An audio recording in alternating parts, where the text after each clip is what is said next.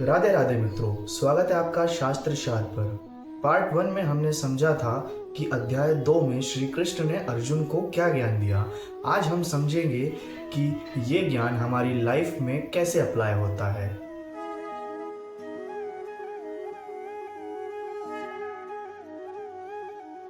इस वीडियो में हम 7 पॉइंट्स के बारे में डिस्कस करेंगे, जिसका पहला पॉइंट है हम सब अपनी लाइफ में अर्जुन हैं। अर्जुन बैटलफील्ड में कंफ्यूज हो गए थे।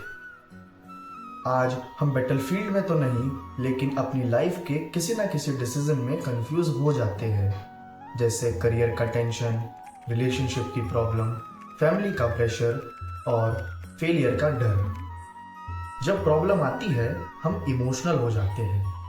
Life lesson number 1, decision emotion से नहीं समझ से लो। नंबर 2, आत्मा अमर है।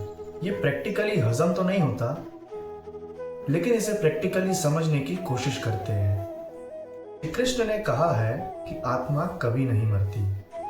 इसका मतलब है कि हम सिर्फ ये बॉडी नहीं है।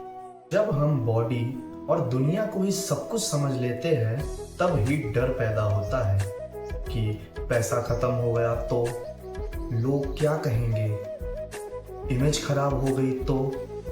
लाइफ लेसन नंबर 2, जब आइडेंटिटी बदलेगी डर कम होगा। पॉइंट नंबर 3, सुख और दुख परमानेंट नहीं है। श्री कृष्ण ने कहा है कि सुख और दुख आते जाते रहते हैं। सोचो, क्या कोई दुख कभी परमानेंट रहा है या कोई सुख कभी परमानेंट रहा है? नहीं। तो फिर हम इन टेम्पररी चीजों के लिए इतना डिस्टर्ब क्यों हो जाते हैं?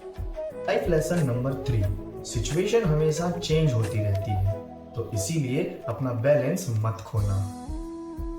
पॉइंट नंबर 4, कर्मयोग, सबसे important life formula. Shri Krishna ने सबसे बड़ा फॉर्मूला दिया कि तुम्हारा अधिकार सिर्फ कर्म पर है, फल पर नहीं। इसको सिंपल लैंग्वेज में समझो कि तुम सिर्फ पढ़ाई कर सकते हो, रिजल्ट कंट्रोल नहीं कर सकते। तुम मेहनत कर सकते हो, लेकिन लोग क्या सोचेंगे ये कंट्रोल नहीं कर सकते। तो फिर टेंशन किस बात की? अपना 100% दो और रिजल्ट की चिंता छोड़ दो। यही स्ट्रेस फ्री लाइफ जीने का तरीका है। टिप नंबर 5, मन को कंट्रोल करना ही असली जीत है। अध्याय 2 में श्री कृष्ण ने स्थितप्रज्ञा का वर्णन किया। स्थितप्रज्ञा का मतलब क्या?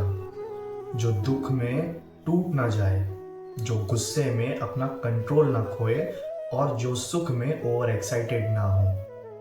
कि दुनिया में यही सबसे बड़ा पावर है। लाइफ लेसन नंबर 4, अगर तुम अपने मन को कंट्रोल कर सकते हो तो तुम अपनी लाइफ की किसी भी सिचुएशन को हैंडल कर सकते हो। पॉइंट नंबर 6, अटैचमेंट कम, शांति ज्यादा। ज्यादा अटैचमेंट से डर पैदा होता है, गुस्सा पैदा होता है, दुख पैदा होता है। इसीलिए श्री कृष्ण कहते हैं आसक्ति कम करो और अपने कर्तव्य पर फोकस करो। पॉइंट नंबर 7 और सबसे important point, practical application. Daily life में इन सब बातों को कैसे अप्लाई करें? रोज के लिए कुछ छोटे स्टेप। स्टेप नंबर 1, रिएक्शन देने से पहले 5 सेकंड रुको। स्टेप नंबर 2, डेली 5 से 10 मिनट मेडिटेशन या साइलेंस रहो। स्टेप नंबर 3, अपना काम ऑनेस्टली करो। स्टेप नंबर 4, रिजल्ट आने के बाद ओवर थिंकिंग करना बंद करो। ये ही मॉडर्न लाइफ में गीता का यूज है। और यहाँ एक इम्पॉर्टेंट बात आती है। अर्जुन अभी भी एक डाउट में थे। उन्होंने श्री कृष्ण से पूछा, अगर ज्ञान इतना बड़ा है तो फिर मुझे इस युद्ध में क्यों लगाया जा रहा है? यही सवाल शुरू करता है। अध्याय 3 में हमें पता चलेगा कि क्या सिर्फ नॉलेज काफी है या एक्शन लेना भी जरूरी है। क्या दुनिया छोड़ देना ही स्पिरिचुअल होना है या दुनिया में रहकर भी कर्म करना सबसे बड़ा योग है? इसका जवाब मिलेगा अध्याय 3 में।